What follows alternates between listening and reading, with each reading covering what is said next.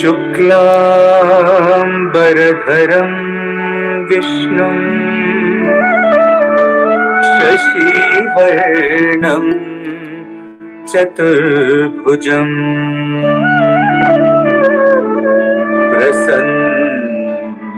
प्रसन्नवदनं ध्यायेत्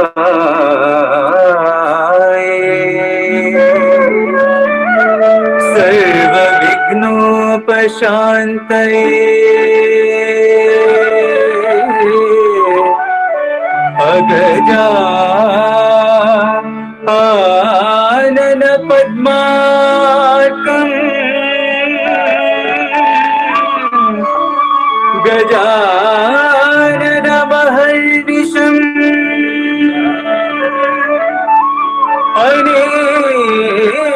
अनेकदन्तम् भक्तानाम्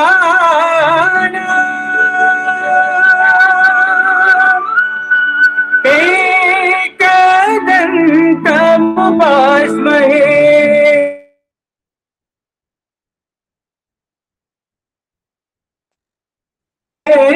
एकदन्तम् उपास्महे।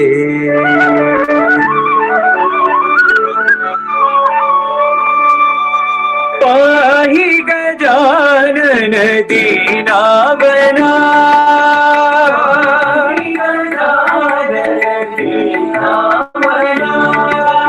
पाहि गजानन दीनावना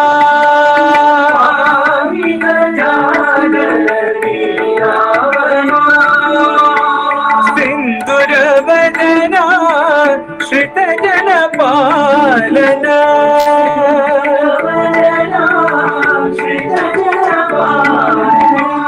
सिंदूरवदना श्रितजनपालना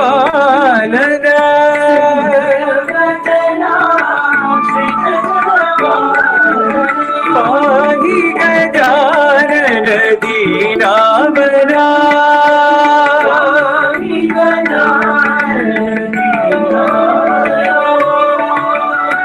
अंबिकतनया अमराधीश्वर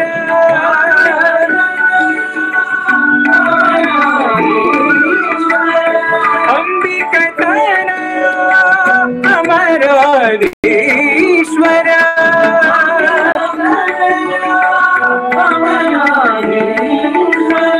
अगणित गुणगण आनंददायक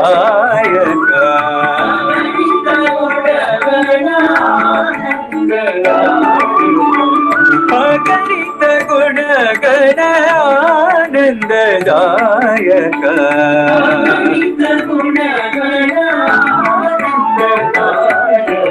पाहि गजानन दीनावना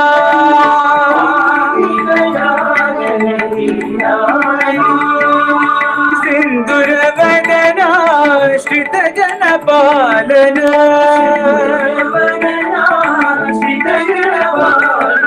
पाहि गजानन दीनावना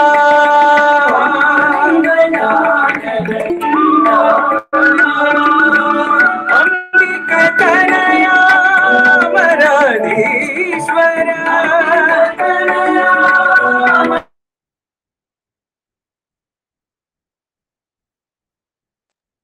दायक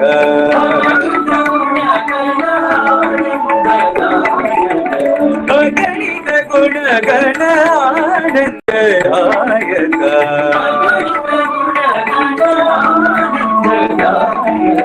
पाहि गजानन दीनावना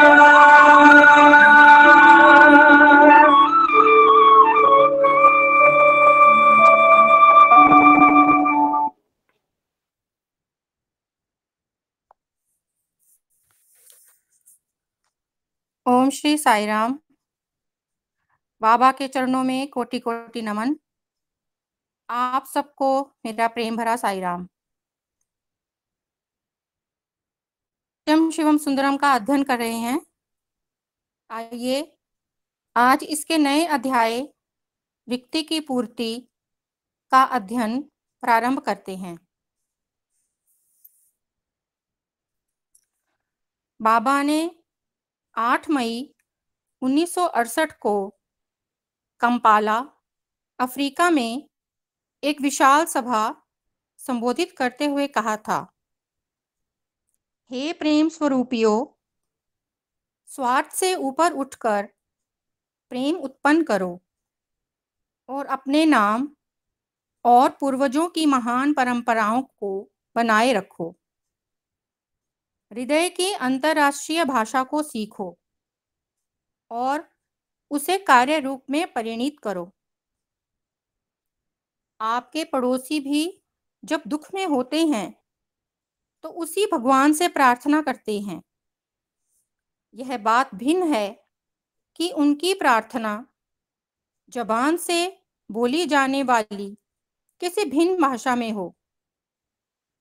प्रार्थना करते समय बैठने का तरीका भिन्न हो, किंतु उनकी शारीरिक व भौतिक आवश्यकताएं तो वे ही होती हैं जो आपकी होती हैं, और उनकी प्यास पानी से और भूख भोजन से ही मिटती है। जब वे किसी दुख, पीड़ा या संकट में हों तो उनके साथ सहानुभूति रखो और उनकी खुशी और प्रसन्नता में प्रसन्न रहो। उसके दुख सुख के साथी बनो। इस प्रकार दुख सुख के भागीदार बनने से खुशी सच्चे आनंद में परिवर्तित हो जाती है। अपना प्रेम संपूर्ण सृष्टि में व्याप्त कर दो। जल का प्रवाह रुक जाने पर पानी एक स्थान पर रुक जाता है तो दूषित होने लगता है। प्रेम आनंद है, प्रेम शक्ति है, प्रेम प्रकाश है, प्रेम भगवान है। मेरा जीवन ही मेरा संदेश है, बाबा सदा कहते हैं। स्वयं प्रेम के साक्षात स्वरूप हैं और हम पर अहेतुकी दया करके हमें प्रेम का पाठ पढ़ाते हैं और कहते हैं कि मानव प्रेम के माध्यम से माधव बन सकता है। बाबा अक्सर कहते हैं, यदि आप मुझे कोई नाम देना चाहते हैं तो मुझे प्रेम स्वरूप कह सकते हैं। प्रेम के द्वारा ही बाबा हमें स्वार्थ से निस्वार्थ की ओर, परमार्थ की ओर बढ़ाते हैं। स्वार्थी से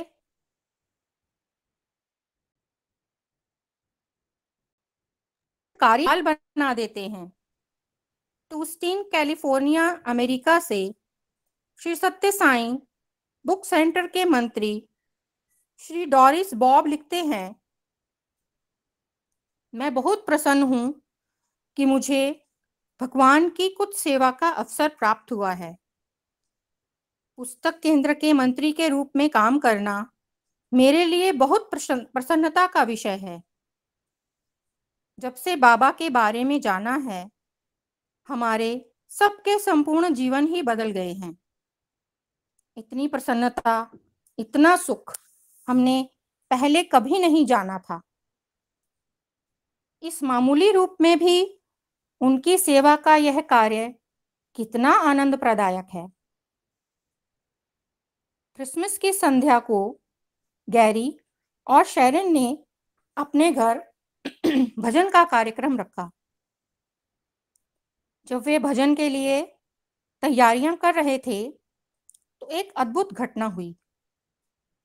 शेरन जो विभूति की पूड़ियां बना रही थी, उसने विभूति में कुछ कठोर सी वस्तु अनुभव की। यह एक छोटा सा मेडल था जिसमें बाबा का चित्र बना था। गैरी और शेरन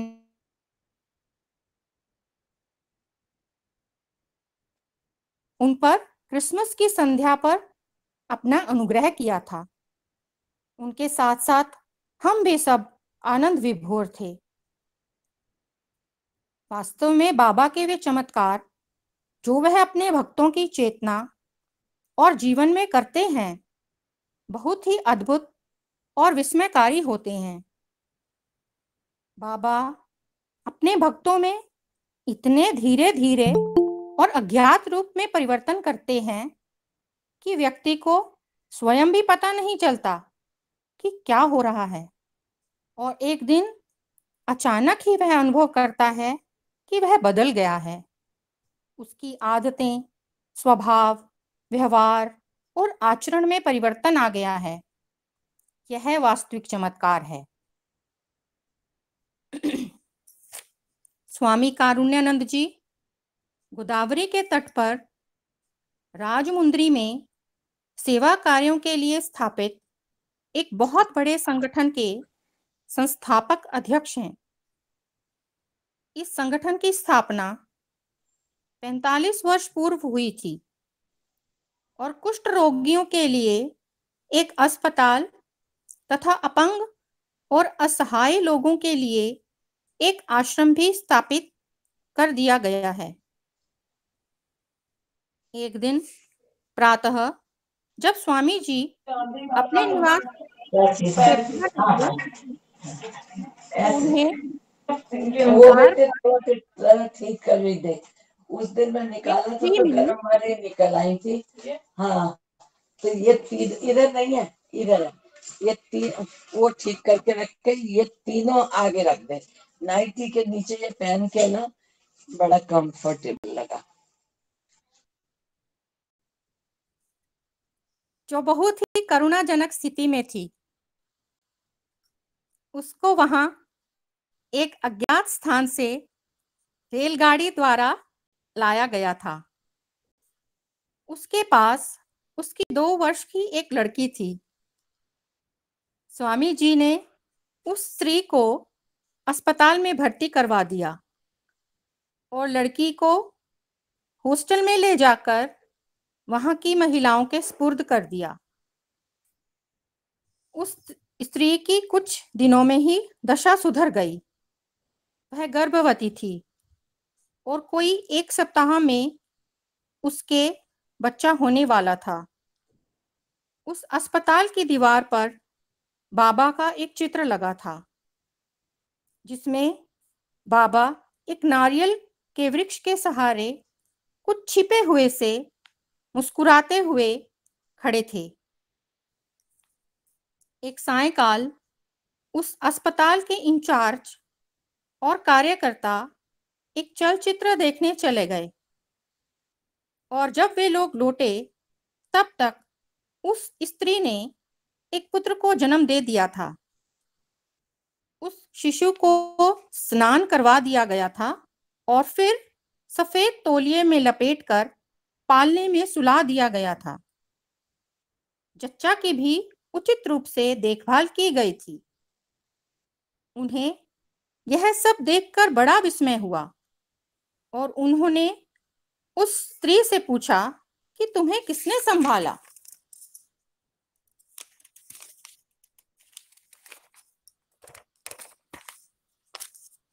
डॉक्टरों से और अपनी उस बीमारी के इलाज के बारे में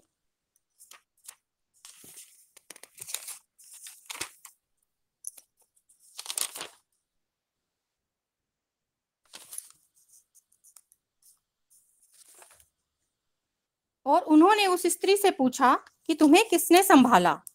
तो उसने बाबा के उस चित्र की ओर इशारा करके कहा, उस माँ ने मुझे उस संकट की घड़ी में संभाला। वह अब दूसरे मरीज को संभालने गई है और जल्दी ही आ जाएगी। यह है उनके प्रेम का स्वरूप। असहायों की सहायता करना ही एक मार्ग है जिससे हम उन्हें प्रसन्न कर सकते हैं, उनका अनुगमन कर सकते हैं और उन तक पहुंच सकते हैं। फरवरी 1969 में 4 आदिवासी नेता नेफा के रूमगोंग, पन्या, डीसी और जिनिंग वहां के पॉलिटिकल असिस्टेंट श्री बोकेन इट्टे के साथ प्रशांति निलयम आए। उनके साथ एक वास्तुविद और वहां के उपसचिव भी थे। सायंकाल बाबा ने उन्हें इंटरव्यू के लिए चुना। उनके साथ कुछ विदेशियों और गोवा से आए लोगों को भी चुना। सब लोग लगभग 2 घंटे बाबा के साथ रहे। बाबा ने पहले तो आध्यात्मिक विषयों पर चर्चा की और मार्गदर्शन दिया तथा फिर प्रत्येक के साथ व्यक्तिगत रूप से अलग अलग बात की और प्रत्येक ने बड़ी सांत्वना और शांति प्राप्त की और अपने जीवन की योजना ही नए सिरे से बनाने की सोचने लगा। उस सचिव ने लिखा है, हम सब लोग फर्श पर बैठे थे। बाबा भी आकर हमारे बीच में बैठ गए। उस कुर्सी पर नहीं बैठे जो उनके लिए रखी हुई थी। कमरे में गर्मी थी क्योंकि बिजली का पंखा नहीं चल रहा था। गोवा की महिला ने एक मुड़ने वाले हाथ के पंखे से बाबा को हवा करने का प्रयास किया, किंतु बाबा ने मना कर दिया और कहा कि जब सब गर्मी सहन कर रहे हैं तो यह उचित नहीं कि केवल मुझे हवा की जाए। सबको एक समान सहन करना चाहिए। 22 लोगों के लिए वह कमरा छोटा ही पड़ता था। बाबा ने हमें अपने निकट कर लिया और वातावरण अधिक आत्मीय बन गया। बाबा की दिव्य उपस्थिति में भाषा की कोई समस्या नहीं होती है, क्योंकि बाबा के प्रेम पूर्ण हृदय से प्रवाहित होने वाली हृदय की भाषा सभी के लिए सार्वभौमिक भाषा होती है, जिसको सबका हृदय ग्रहण कर लेता है। बाबा के आध्यात्मिक उपदेशों को हम में से प्रत्येक ने सीधे ही ग्रहण किया। हर एक ने व्यक्तिगत रूप से अपने मन के रंग के अनुसार। एक अंग्रेजी महिला ने कहा कि मैं अपने चित्त को एकाग्र नहीं कर पाती हूँ। तो बाबा ने तत्काल हवा में अपना हाथ हिलाकर एक लाल रंग की हृदय की आकार की एक वस्तु प्रकट की और उस महिला को देते हुए बोले, यह तुम्हारे हृदय का प्रतीक है। इसे तुम्हें ध्यान में एकाग्रता प्राप्त करने में सहायता मिलेगी। मुख्य सचिव की पत्नी को बाबा ने एक हीरे की अंगूठी उसी क्षण हवा में हाथ हिलाकर प्रकट करके दी और कहा, केवल आप इस हीरे में मुझे देख सकेंगी।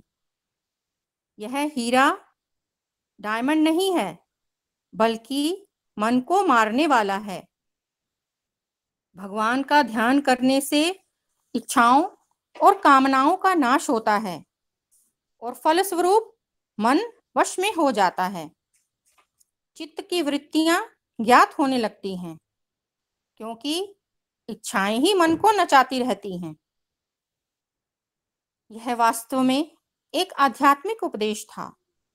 गोवा की स्त्री को रोग मुक्ति के लिए उसी समय सृजित करके एक ताबीज दिया। उसी समय विभूति सृजित करके एक आदिवासी नेता के हाथ में दी और उससे हम सबके माथे पर वह विभूति लगाने के लिए कहा। हवा में फिर हाथ घुमाया तो 8 चित्र उनके हाथ में थे। बाबा ने इनमें से प्रत्येक को एक एक चित्र दे दिया। इसके बाद बाबा हम में से प्रत्येक को अलग अलग एक और ले गए और व्यक्तिगत रूप से बात की।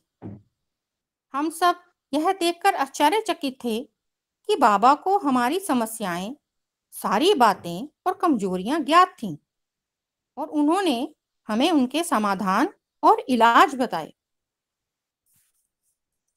श्री बोकेन इट्टे ने अपने इलाके में सूर्य और चंद्र के एक मंदिर का निर्माण करने के लिए आशीर्वाद मांगा, जिसके लिए वहां के लोगों की बड़ी इच्छा थी। बाबा ने कहा कि लोगों में इस बात पर मतभेद है कि प्रस्तावित मंदिर में किस मूर्ति की स्थापना की जाए। हम लोग खड़े हुए थे। बाबा अपना हाथ तेजी से अर्धवृत्ताकार रूप में घुमाया और उसी क्षण उस स्थान पर उनके हाथ में एक तवा प्रकट हुआ। उस पर सूर्यदेव और चंद्रदेव की मूर्तियां गढ़ी हुई थीं। तवा उसी प्रकार की स्वर्ण, रजत, तांबा, पीतल और लोहे की मिश्रित पंचधातु का था, जिस प्रकार की धातु से मंदिरों में स्थापित मूर्तियां बनती हैं। बाबा ने कहा, इसे उस मंदिर में स्थापित कर देना और इसकी प्रत्येक रविवार तथा पूर्णिमा को विधिवत पूजा करना। पशु बलि से भगवान प्रसन्न नहीं होते हैं। आवश्यकता है भगवान ने जो विवेक बुद्धि दी है उसको विकसित कर अपने अंतर का शोधन किया जाए, और इसके लिए मनुष्य को अपनी पाश्विक वृत्तियों को त्यागना चाहिए, उनकी बलि चढ़ानी चाहिए। यदि आपको पशु बलि के रिवाज का पालन करना अनिवार्य ही हो तो उसे मंदिर के बाहर करना। मंदिर की योजनाओं के संबंध में समझाते हुए बाबा ने एक रूपरेखा बनाई और मुख्य मंदिर के सामने आदिवासी लोगों के नृत्य के लिए एक वृत्त खींच दिया। हमारे दल के साथ जो वास्तुविद थे देखकर चकित रह गए और बड़े प्रसन्न हुए। व्यक्तिगत रूप में बाबा से मिलकर प्रत्येक यह अनुभव करता है कि बाबा निश्चित रूप से सदा उसके साथ हैं। बाबा सर्वज्ञ हैं। उन्होंने श्री बोकेन इट्टे को बताया कि वह आते समय कलकत्ता रुके थे और वहां अपनी डॉक्टरी परीक्षा करवाई थी। प्रमुख विशेषज्ञ डॉक्टरों से और अपनी उस बीमारी के इलाज के बारे में परामर्श किया था, जिसका डिब्रूगढ़ के डॉक्टर उपचार कर सकने में सफल नहीं हुए थे।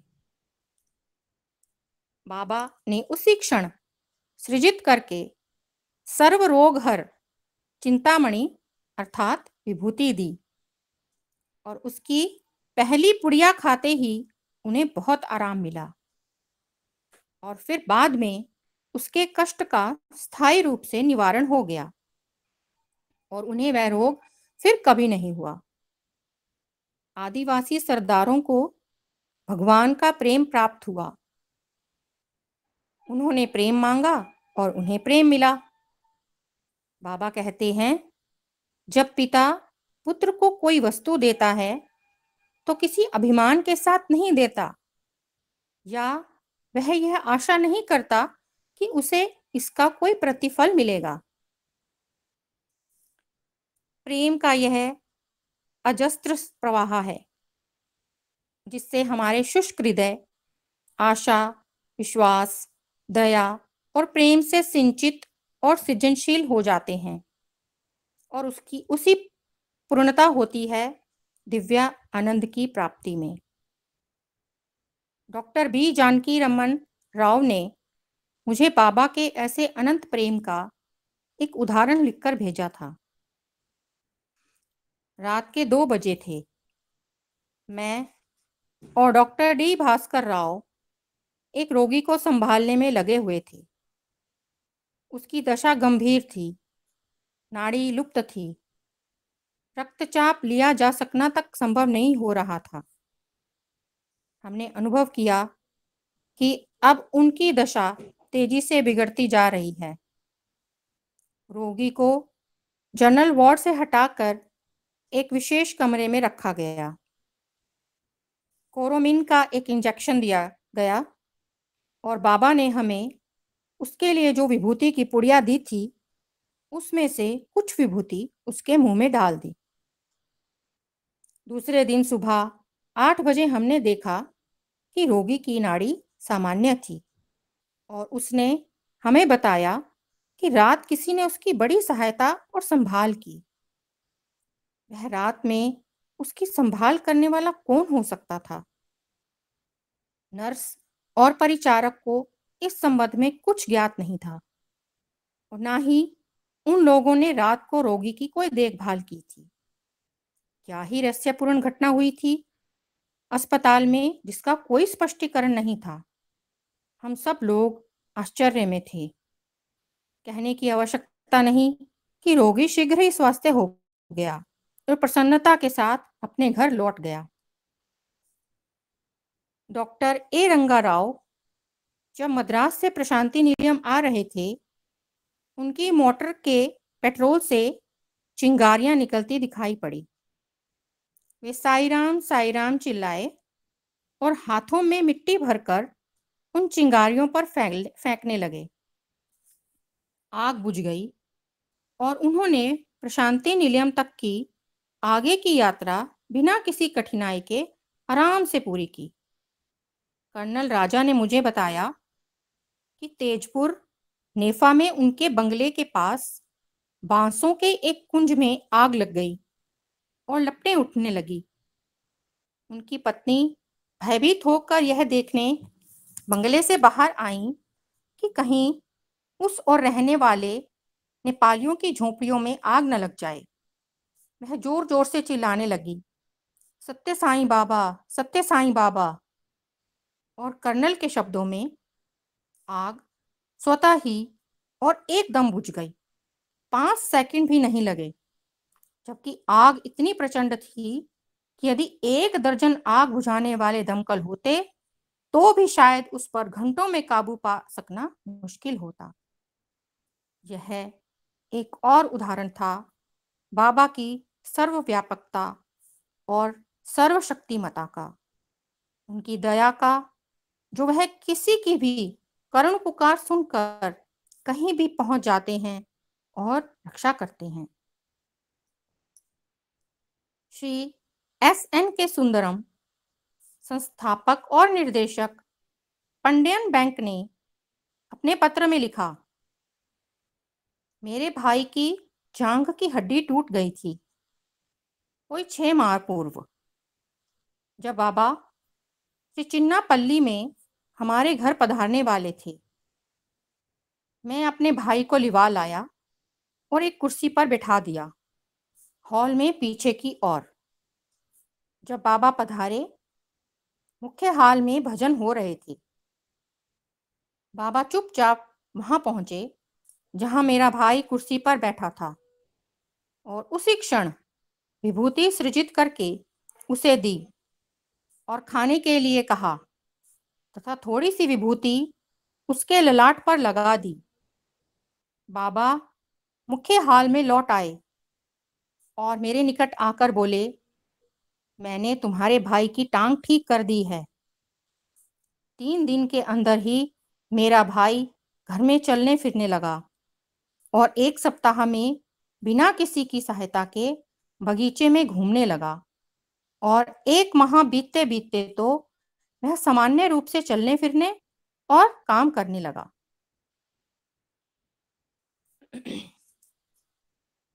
Doctor M.A. रामाकृष्ण राव, जो प्रसिद्ध और कुशल नेत्र चिकित्सक हैं, बाबा के प्रेम की प्रतीक पावन विभूति से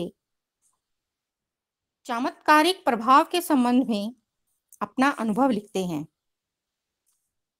डॉक्टर राव अपने एक मित्र रोगी की आंख के नेत्र श्लेष्मला शोथ कंजक्टिवाइटिस का सामान्य रूप से इलाज कर रहे थे। इलाज के दौरान कुछ दिनों बाद उन्होंने देखा कि रोगी की दाईं आंख से भयंकर वृत्ताकार ऋण डेंड्रिटिक अल्सर है, जो विषाणु वायरस के कारण पैदा होता है। इस भयंकर रोग की एकमात्र औषधि IDU है, जो अमेरिका में बनती है और उस समय दुर्भाग्य से भारत में उपलब्ध नहीं थी। कुछ ही दिनों में दूसरी आंख में भी वही रोग पैदा हो गया, जो कि एक असामान्य बात थी। अमेरिका से आईडीयू औषधि प्राप्त करने के प्रयत्न किए जा रहे थे, किंतु उसके प्राप्त होने तक सिवा इसके कि मैं भगवान सत्य साईं बाबा से प्रार्थना करता और उनकी दिव्य विभूति रोगी की आंख में डालकर पट्टी बांध देता, मेरे पास कोई इलाज नहीं था और मैंने यही किया। उसी रात मेरे professor doctor R Surya Prasad वह औषधि प्राप्त करने में सफल हुए। मैं बड़ा प्रसन्न हुआ कि बाबा ने मेरी प्रार्थना सुन ली थी। दूसरे दिन प्रातः जब रोगी मेरे पास आया तो मैंने बड़ी उत्सुकता और व्यग्रता के साथ उसकी पट्टी खोली कि आईडीयू का उपयोग करूं, किंतु मेरे आश्चर्य का ठिकाना न रहा जब देखा कि दोनों आंखों में अल्सर का कोई चिन्ह तक नहीं है। मैंने नेत्र प्रशिक्षण यंत्र कॉर्नियल माइक्रोस्कोप से उसकी आंखों का अच्छी प्रकार से परीक्षण किया, किंतु रोग तो क्या, घाव के निशान तक दिखाई नहीं दे रहे थे। जॉन्स हिस्लप अमेरिका के एक उच्च शिक्षित व्यक्ति हैं, एक व्यापारिक संस्थान के उच्च कार्यकारी अधिकारी हैं, जो सामान्य रूप में एक जीवित अवतार की बात को कभी सुनने के लिए तैयार तक नहीं होते थे, किंतु अब भगवान में अटल विश्वासी हो गए हैं। उनका कहना है, मैं बुद्धिमान पिता और वात्सल्यमयी माता के परिवार का एक ऐसा बालक हूं जिसे उनमें अटूट श्रद्धा और विश्वास है। स्वामी के भक्तों के वे व्यक्तिगत अनुभव जिन पर लोगों को सहज विश्वास नहीं होता, एक अद्वितीय, सुंदर और दैविक मानव का चित्र उपस्थित करते हैं, जिनकी विशेषताएं और गुण किसी मनुष्य के संबंध में हमारी अब तक की किसी भी कल्पना और विचार से परे अजेय और अगम्य हैं। मनुष्य को निद्रा और आलस्य से जगाने के लिए बाबा बहुधा अलौकिक या अति मानवीय उपायों का उपयोग करते हैं। उनमें से श्री भगवान दास लिखते हैं, मैंने अपने पड़ोसी के घर में बाबा के चित्र से सुगंधित विभूति प्रकट होते हुए देखी है। हम इसे देखकर बड़े हर्षित और रोमांचित हैं और बाबा के दर्शनों की हमें बड़ी तीव्र इच्छा हुई है। यह उन अगणित उपायों में से एक है जिसके द्वारा बाबा अपनी दिव्यता का संदेश पहुंचाते हैं और अपने भक्तों को अपनी ओर आकर्षित करते हैं, उनमें विश्वास और श्रद्धा उत्पन्न करते हैं।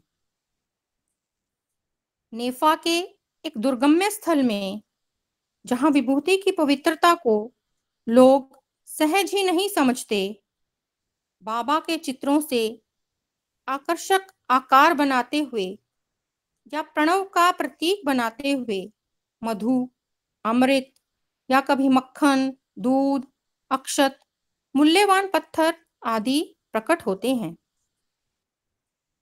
भगवान के अनुग्रह के ये प्रतीक ऐसे लोगों के यहाँ भी प्रकट होते हैं जिन्होंने ना तो कभी बाबा के दर्शन किए हैं, ना उनके संबंध में कभी सुना या पढ़ा है। शिलोंग से श्री जे गोगोई लिखते हैं, जब चित्र पर पुष्प अर्पित करते हैं तो अमृत प्रकट होता है। क्या साईं लीला है। श्री पीक शेरिंग कलकत्ता से लिखते हैं, जब मेरी पत्नी बाबा की पूजा के लिए चित्रों को साफ कर रही थी तो उसने बाबा के चित्र से अचानक अमृत प्रकट होते हुए देखा और वह उनके सारे शरीर से टपकने लगा। भुवनेश्वर से दीपेंद्र दास लिखते हैं, पिछले कुछ दिनों से भगवान श्री सत्य साईं बाबा के चित्रों में कुछ जल कण प्रकट हो रहे थे। मैंने यह निश्चय करने के लिए कि यह क्या है, जैसे ही उन्हें साफ करना चाहा, चित्र में भगवान के घुटनों से जल की दो धाराएं प्रवाहित हो गई। मैं हर्षित और रोमांचित हो गया। डॉक्टर जे विश्नेषम लिखते हैं, मैंने किसी को यह नहीं बताया कि मेरे घर में बाबा के चित्रों से विभूति प्रकट होती है। कृपया मुझे यह बताइए कि मुझे क्या करना चाहिए। अब उसके आगे मैं इस चित्र की किस प्रकार पूजा किया करूं? विधि पूर्वक किन नियमों का पालन किया जाना चाहिए? खाने पीने, धूम्रपान आदि के संबंध में भी निर्देश देने की कृपा करें। दिल्ली से तार आता है। घर में आपके चित्र में चरण कमलों से मधु प्रवाहित है। प्रार्थना है भक्ति भाव जागृत करने के लिए अपना यह अनुग्रह बनाए रखें। HP मिश्रा।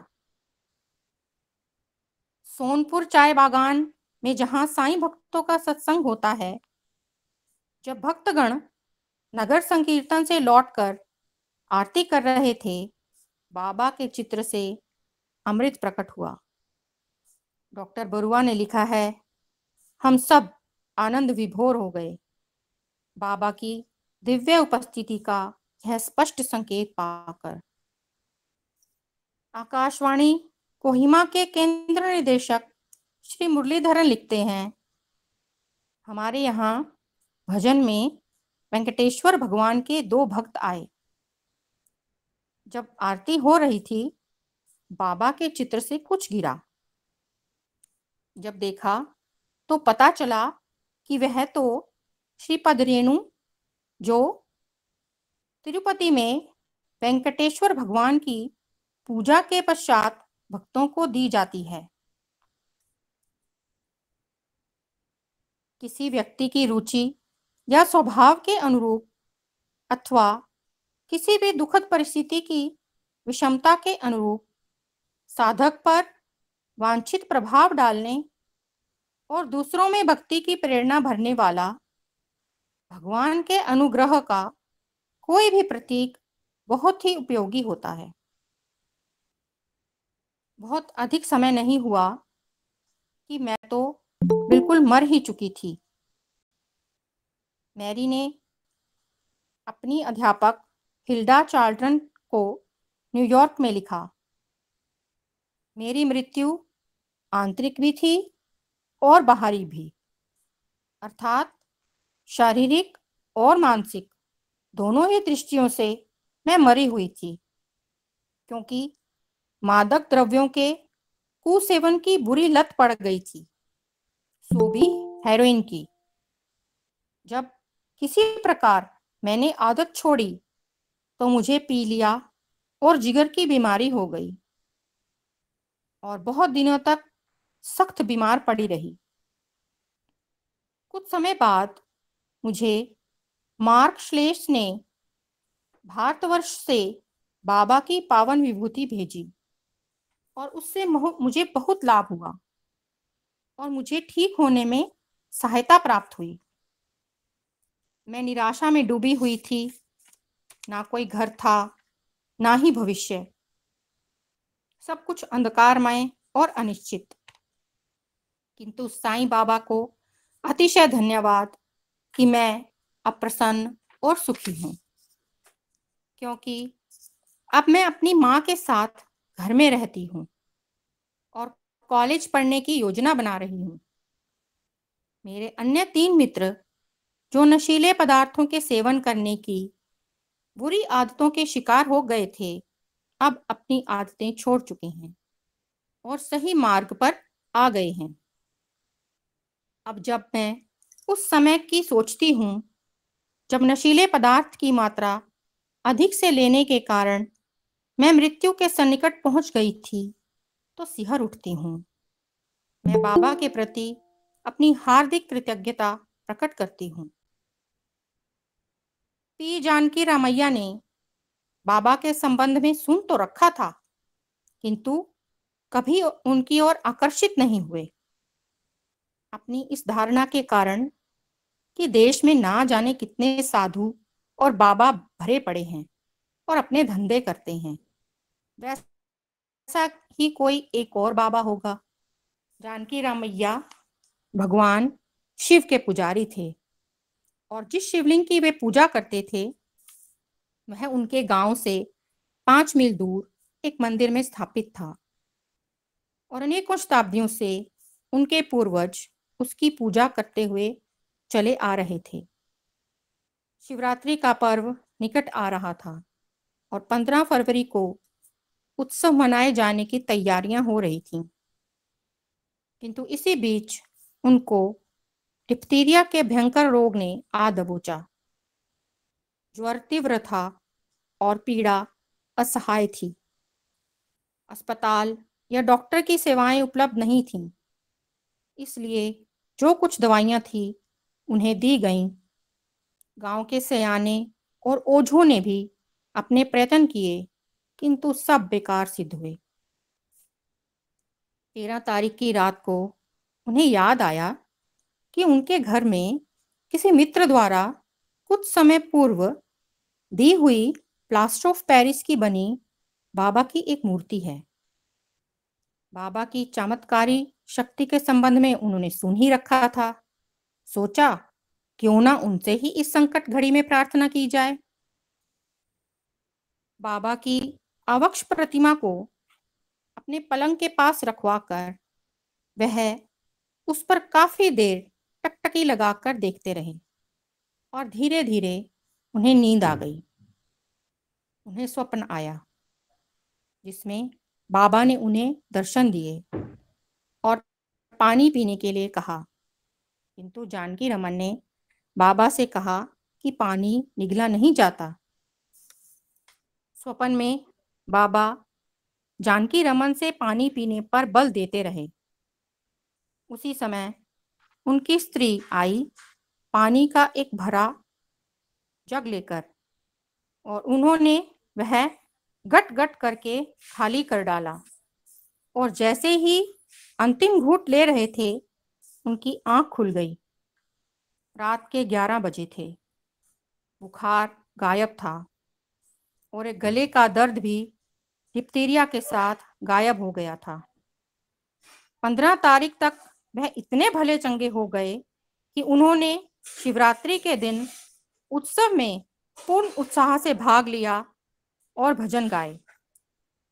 बाबा के प्रति अपनी हार्दिक कृतज्ञता व्यक्त करते हुए उन्होंने मुझे प्रशांति निलयम की यात्रा करने के लिए मार्गदर्शन मांगा और लिखा, बाबा शिव हैं, मैं स्वयं आकर उनके चरणों में पड़ना चाहता हूँ।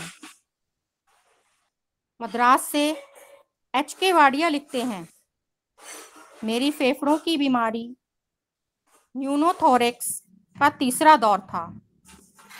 मुझे बेंगलोर के विक्टोरिया अस्पताल के डॉक्टरों से परामर्श लेने के लिए कहा गया, क्योंकि दवाइयां देकर इलाज करने का क्रम समाप्त हो चुका था। इतने अधिक इंजेक्शन और औषधियां ले चुका था मैं, किंतु डॉक्टरों की राय का पालन करने से पूर्व मैं प्रशांति निलयम बाबा के दर्शनों के लिए गया।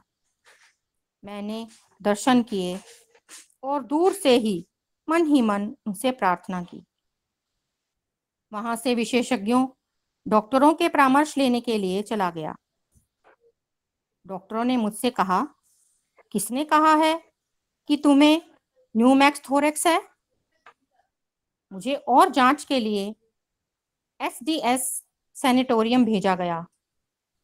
वहां परीक्षण के बाद मुझसे कहा गया, तुम्हारे जिस सीधे फेफड़े पर बीमारी का प्रभाव बताया गया है वह तो तुम्हारे बाएं फेफड़े से अधिक अच्छा और मजबूत है।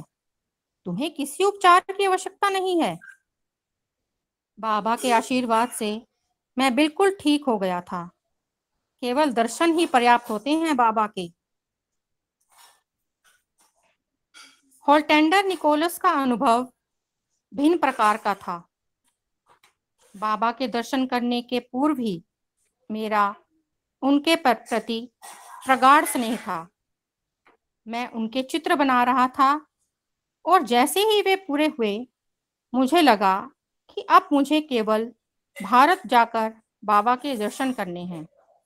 मैं भारत आया और दशहरा उत्सव के 3 दिन पूर्व प्रशांति निलयम पहुंचा।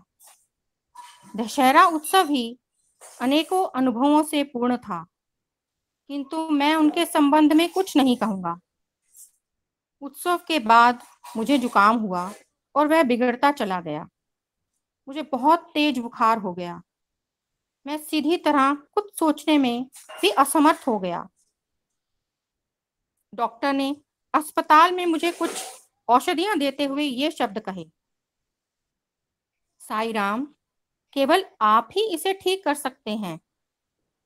मैंने उनके ये शब्द सुन लिए और प्रार्थना करने लगा, बाबा, मुझे यूरोप में अपना कार्य पूरा करने का अवसर प्रदान करो। मुझे यहाँ नहीं मरना चाहिए, क्योंकि मुझे अब स्पष्ट दिखाई दे रहा है कि काम करने को पड़ा हुआ है। अचानक मुझे हाँ, बाबा साईं के राम। साईं राम देवी। साईं राम, बस हो गया। अब बाबा का मैसेज पढ़ेंगे। ठीक है साईं राम देवी। आज इतना ही। साईं राम। साईं राम जी।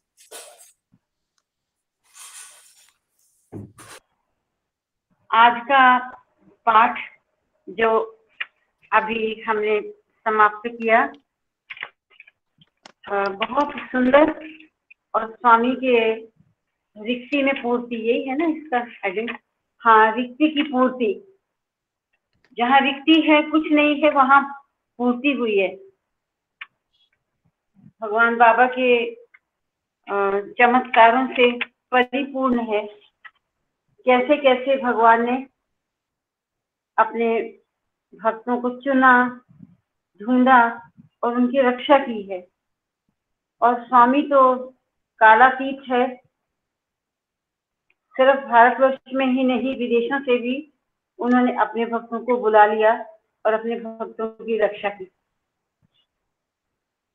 और यहाँ बहुत अच्छा लगा। बस ये 2 पंक्तियां मैं पढ़ के समाप्त करती हूँ, क्योंकि जब भी अवतार की हम ये गाथा पढ़ रहे हैं, वो स्वयं ही बीच बीच में अपने स्वरूप को खुद ही स्पष्ट करते हैं।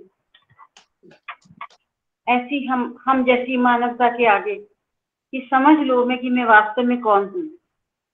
और यहाँ बहुत अच्छा लगा, सुंदर बहुत पढ़ना, कि जब से बाबा के बारे में जाना है, ये पुस्तक केंद्र के मंत्री के रूप में काम करना मेरे लिए बहुत प्रसन्नता का विषय है। ये भी किसी विदेशी भक्त की टुस्टिन, कैलिफोर्निया, अमेरिका से श्री सत्यसाई सेवा केंद्र के मंत्री श्री डॉरिस बॉब लिखते हैं कि मैं बहुत प्रसन्न हूँ कि मुझे भगवान की कुछ सेवा का अवसर प्राप्त हुआ है। पुस्तक केंद्र के मंत्री के रूप में काम करना मेरे लिए बहुत प्रसन्नता का विषय है। जब से बाबा के बारे में जाना है, हमारे सबके संपूर्ण जीवन ही बदल गए हैं। ऐसा परिवर्तन आ गया। इतनी प्रसन्नता, इतना सुख हमने पहले कभी नहीं जाना था, क्योंकि जो विषय सांसारिक विषयों में लिप्त रहकर सुख मिलता है, वो तो कितना क्षणिक होता है। और वहां का तो कुछ कल्चर भी अलग ही है। उनको दूसरी बात तो पता भी नहीं है कि भौतिकता से अलग भी कोई जीवन होता है। लेकिन जब भौतिकता से अलग जीवन देखा, तो उसमें सुख ही सुख, शांति ही शांति पाई। तभी उन्होंने कहा कि इतनी प्रसन्नता, इतना सुख हमने पहले कभी नहीं जाना था। इस मामूली रूप में भी उनकी सेवा का ये कार्य कितना आनंद प्रदायक है। और क्रिसमस की संध्या को गैरी और शैरन ने अपने घर भजन का कार्यक्रम रखा। जब वे भजन के लिए तैयारियां कर रहे थे, तो एक अद्भुत घटना हुई। शैरन जब विभूति की पुड़िया बना रही थी, तो उसने विभूति में कुछ कठोर सी वस्तु अनुभव की। वह एक छोटा सा मेडल था जिसमें भगवान का चित्र था। गैरी और शैरन बड़े प्रसन्न हुए। प्रसन्नता की बात की थी। बाबा ने उन पर क्रिसमस की संध्या पर अपना अनुग्रह किया था। और इसके साथ ही साथ हम भी सब आनंद विभोर थे। और एक बात और पढ़ना चाहूंगी, जो स्वामी ने कहा कि ये तो बहुत बार स्वामी ने हमें कहा है कि क्या कहा स्वामी ने कि जल का प्रवाह रुक जाने पर पानी एक स्थान पर रुक जाता है तो दूषित होने लगता है। और प्रेम कितना विस्तृत है, कितना पवित्र है कि प्रेम आनंद है, प्रेम शक्ति है, प्रेम प्रकाश है, प्रेम भगवान है। मेरा जीवन ही मेरा संदेश है, बाबा सदा कहते हैं। स्वयं प्रेम के साक्षात स्वरूप हैं, स्वयं स्वामी प्रेम के साक्षात स्वरूप हैं और हम पर अहेतु की दया करके हमें प्रेम का पाठ पढ़ाते हैं और कहते हैं कि मानव प्रेम के माध्यम से माधव बन सकता है। बाबा अक्सर कहते हैं, यदि आप मुझे कोई नाम देना ही चाहते हैं तो मुझे प्रेम स्वरूप कह सकते। स्वामी ने अपना नाम यही कहलवाया है। ओम साई राम। अब मैं जनक जी से कहूंगी कि आज की साधना के हाँ जी दिव्य पढ़े। ओम श्री साई राम। भगवान बाबा के चरणों में कोटिशय प्रणाम और आप सबके हृदय स्थित भगवान को मेरी प्रेम भरी साई राम। ओम श्री साई राम। आज 30 मार्च है और छठा दिवस है हमारी इस साधना आराधना महोत्सव का। टॉपिक है मैं क्यों हूँ और मैं कौन हूँ। आह्वान, जागृति, सहभागिता, विकास। आज के दिन यही हमारी विषय वस्तु होगी। मैं कौन हूँ प्रश्न की खोज के साथ मैं क्यों हूँ प्रश्न भी समान रूप से महत्वपूर्ण है। जीवन क्या है? हम जन्म लेते हैं अबोध शिशु के रूप में, आनंद लेते हैं, बचपन बीतता है, फिर स्कूल, कॉलेज, रोजगार, विवाह आदि यही सब कुछ होता है। यदि साईं के कारण हम यहाँ हैं तो हमारा यहाँ होने का साईं के पास भी कोई कारण अवश्य होगा। और हाँ, क्या प्रिय भगवान हमें सदैव दिव्य आत्म स्वरूपों कहकर नहीं संबोधित करते? भगवान का हमें हमेशा इस संबोधन से पुकारने का आशय ये है कि हमारे अंदर भगवान का दिव्य स्वरूप बंद है और बार बार पुकारने पर जब उनकी आवाज अंदर तक पहुंचेगी तो अंतर स्थित दैवत्व कोई दिन दरवाजा जरूर खोलेगा। किसी खोज को प्रत्यक्षतः प्राप्त करने हेतु अथक प्रयास अति आवश्यक है। मैं कौन हूँ, मैं क्या हूँ, इसकी लगातार खोज हमें अंततः हमारे सच्चे उद्देश्य तक पहुंचा देती है। अनंत सत्ता का क्षितिज हमारे आगमन की प्रतीक्षा करता रहता है। दिव्य बनो, दिव्यता देखो और सर्वव्यापी दिव्यता की सेवा करो। और भगवान का ये जो वॉइस मैसेज है, ओम श्री साई राम। साधना आराधना महोत्सव के इन दिनों में हम सभी ने ये महसूस किया होगा कि भगवान हमारी पहचान हम ही से करा रहे हैं। आज का साधना का विषय इसी सब मिलन का मूलभूत हिस्सा है। विषय क्या है? मैं कौन हूँ और क्यों हूँ। भगवान हमें हमेशा अपने मूल रूप में देखते हैं, इसलिए वे हमें दिव्य स्वरूप के नाम से संबोधित करते हैं। पर अफसोस ये है कि हम ही खुद के अंदर बसे इस दिव्य आत्म ज्योति को पहचान नहीं पाते। आज हम अपने दैनिक निशब्द साधना के दौरान छिपे उस गंभीर हृदय की गंभीर गहराइयों में इस ज्योति का हम दर्शन करेंगे। ये ज्योति धीरे धीरे बढ़ते हुए फैलते हुए भगवान के द्वारा सजाए गए इस सारे ब्रह्मांड को उजागर कर देती है। यही हमारी सही पहचान है। हर दीप अलग दिखाई दे, लेकिन उनकी रोशनी एक ही है।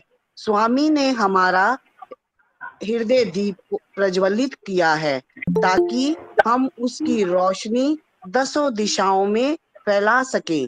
इस बात को हमेशा के लिए अपने ध्यान में बसा लेना आज की हमारी साधना है। ये साधना आराधना महोत्सव के सत्संग में हमारे साथ हमेशा आनंद लें और इस आनंद को दूसरों तक बांटने का भी पुण्य कार्य करें। ओम श्री साई राम। साई राम। डॉक्टर साहब, आप थोड़ा सा कुछ स्पष्ट करेंगे इस संदेश को? डॉक्टर अमर सिंह। साई राम जी। साई राम जी। हाँ जी, साई राम डॉक्टर। सभी भक्तों को मेरा प्रणाम। भगवान बाबा के एक एक शब्द का बहुत गहन अर्थ होता है। देखिए, भगवान बाबा हमारे अपने सब भक्तों के लिए कितना कुछ करते रहे। आज हमने जो चैप्टर पढ़ा है पूरा का पूरा, ये भगवान बाबा की एक पूरी लड़ी लगा दी कि सारे इंडिया में अब्रॉड में किस प्रकार से वो साक्षात प्रकट हुए और किस प्रकार से उनको संतावना दी और कैसे कैसे उनके जीवन में घटित हुए हैं। कहाँ आसाम, कहाँ नेपाल, कहाँ यूएसए, कहाँ साउथ अफ्रीका, कहाँ के भक्त, कहाँ मद्रास, चेन्नई, त्रिचुनापल्ली, हर जगह के अलग अलग चमत्कार भगवान ने करके ये दिखाया है कि मैं हर जगह हाजिर हूँ। कोई ऐसे स्थान नहीं है जहां पर मैं नहीं हूँ। और आज का जो ये संदेश है, इसमें भगवान यही कहते हैं कि मैं तुम्हारे हर एक के हृदय में बसता हूँ और आप सिर्फ उसका प्रयत्न अगर करें उसको जानने का, वो प्रकाश आपके अंदर है। और स्वामी बार बार दिव्य लारा जो हमें बताते थे, पुकारते थे हमेशा, वो यही कहते थे कि तुम सभी दिव्य हो। उस दिव्यता को पहचानो जो आपके हृदय में मेरा अंश रूप में स्थित है। अगर आप उसको पहचान जाएंगे तो आपका जीवन ही पूरी तरह से परिवर्तित हो जाएगा, ट्रांसफॉर्म हो जाएगा, पूर्ण आंतरिक रूप से ही आप बदल जाएंगे। और भगवान बाबा यही कहते हैं कि हर एक दीपक का प्रकाश अलग दिखाई देता है, लेकिन प्रकाश सब में एक है। तो जितने इस सृष्टि के अंदर ब्रह्मांड में जीव है, सब के अंदर वही प्रकाश उपस्थित है। भगवान बाबा कहते हैं उस प्रकाश को अगर देखने का हमें अभ्यास हो जाए तो स्वामी तो हर जगह हर कण कण में वास करते हैं। ये सिर्फ हमारी नजर नहीं देख पाती क्योंकि हम इतने प्योर नहीं हो पाए हैं। जब तक हमारे मन सा वाचा कर्मणा की प्योरिटी नहीं आती, वो शुद्ध नहीं होती, तब तक हमारे अंदर वो क्षमता, वो सक्षमता, वो समर्थता प्राप्त नहीं हो सकती कि हम हर एक के अंदर वो दिव्यता का अनुभव कर सके। और ये जब ही हो पाएगी जब हम पूरे चिंतन मनन के साथ अपनी पूरी शुद्धता, सुबह सुप्रभातम करते हैं तो हर ओमकार के साथ अगर हम एक एक अपने ज्ञानेंद्री को, एक एक कर्मेंद्री को, एक एक अपने जितने प्राण हैं उनको, और जो हमारा शरीर की रचना भगवान ने की है जन्म जन्मांतर से करते रहे। और इस बार तो भगवान बाबा का महान कृपा की एक अपने समकाल में हम सबको पैदा किया है, हमें उनका दर्शन हुए हैं, उनके चरण स्पर्श हुए, प्रवचन सुने, और वो क्या कर सकते थे हमारे लिए। देखिए, भगवान बाबा ने बचपन में एक माँ की तरह रोल किया, थोड़े से बड़े हुए एक भाई बहन की तरह रोल किया, तो और बड़े हुए एक पिता की तरह रोक करके हमें सिखाया, अनुशासन सिखाया, और बड़े हुए गुरु की तरह हमें चल के ये सारा का सारा आध्यात्मिक रहस्य खोलकर हमारे सामने रख दिया। इतना कुछ तो स्वामी ने कर दिया, फिर भी हम ना समझें कि भगवान ने क्या किया है, तो ये हमारी कृतज्ञता है। भगवान बाबा के उपकार में कोई कमी नहीं है। और मैं तो कहूंगा हमें उनको हमेशा 24 आवर्स याद रखना चाहिए। उनके हर श्वास के साथ अगर उनका नाम लेते रहें तभी जाकर के हम उनके साक्षात दर्शन कर पाएंगे। साई राम जी। साई राम डॉक्टर, आपने आज के संदेश को बहुत स्पष्ट किया। स्वामी वास्तव में क्या अवतार रूप में धरती पर अवतरित हुए हैं और इस उद्देश्य के साथ कि धर्म की स्थापना करनी है, उन्हें की है। धर्म की स्थापना कैसे करनी है, वो भी कोई जादू की छड़ी से नहीं होगी। वो चाहे तो एक छोटी उंगली हिलाकर भी वो धर्म की स्थापना कर सकते हैं। लेकिन जैसे एक छोटा बच्चे की एडमिशन होती है स्कूल में, उसको अल्फाबेट हिंदी इंग्लिश क ख ABCD कुछ नहीं आती, जो वो स्कूल से सीखता है माँ उसका हाथ पकड़कर उसको लिखवाना सिखाती है, ये ए है, ये का है, ये खा है। और होते होते वही बच्चा हमारे सामने, हमारा बच्चा डॉक्टर इंजीनियर कुछ भी बन जाता है। और होमवर्क बच्चे से ना करवाया होता तो बच्चा इस काबिल कभी नहीं बनता। मुझे ऐसे समझ में आता, ठीक इसी तरह से स्वामी ने हमसे ही होमवर्क करवाने के लिए उन्होंने हमें जो भी पुण्य कर्म करने की तरफ प्रेरित किया, वो चाहे शिक्षा संबंधी हो, समाज से संबंधित हो या अध्यात्म से संबंधित हो, जो भी उन्होंने एक्टिविटीज दी हैं वो सभी हमें पवित्र करने के लिए दी हैं, हमें मनसा वाचा कर्मणा एक होने के लिए दी है। और नहीं तो हमारी प्योरिटी कभी नहीं हो सकती। और जब तक हमारी प्योरिटी नहीं होगी मनसा वाचा कर्मणा, हमारा मन वचन कर्म से एक एक्शन नहीं होगा, तब तक हम इस लायक भी नहीं बनेंगे कि हम स्वामी के इस संकल्प में कहीं थोड़ा सा गिलहरी जितना ही मान लीजिए कि हम कोई योगदान दे सके। सबसे पहले तो हमें पवित्र होकर ही हम स्वामी के मिशन से जुड़ सकते हैं।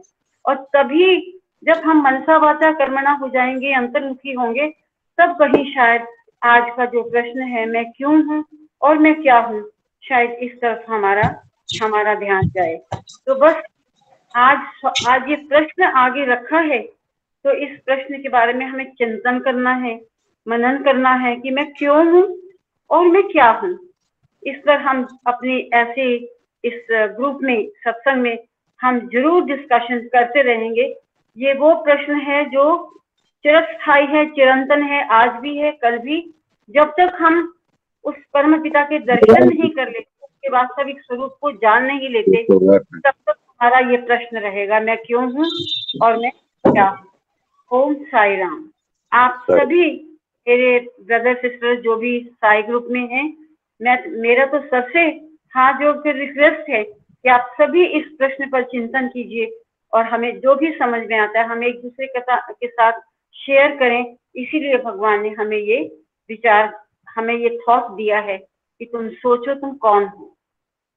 अब भगवान ने तो सीधा, पहले मुझे भी समझ नहीं आता था, भगवान कभी मेरे बच्चों या ऐसा संबोधन नहीं करते थे। भगवान हमेशा, क्योंकि शरीरों के साथ उनका कोई संबंध नहीं, भगवान हमेशा संबोधन करते दिव्यात्म स्वरूप लारा, इसी प्रेम स्वरूप लारा, इस तरह से भगवान हमें संबोधित करते। वास्तव में तो वो आत्मा को ही संबोधित करते हैं, लेकिन हम तो अपने आप को अभी तक शरीर माने हुए हैं। बस इस विषय में चिंतन करें और अब फिर हम विचार विमर्श करेंगे कि हमें क्या समझ में आया इस विषय में। ओम साई राम। समस्त लोकाः सुखिनो भवन्तु, समस्त लोकाः सुखिनो भवन्तु, समस्त लोकाः सुखिनो भवन्तु। ओम शांति शांति शांति।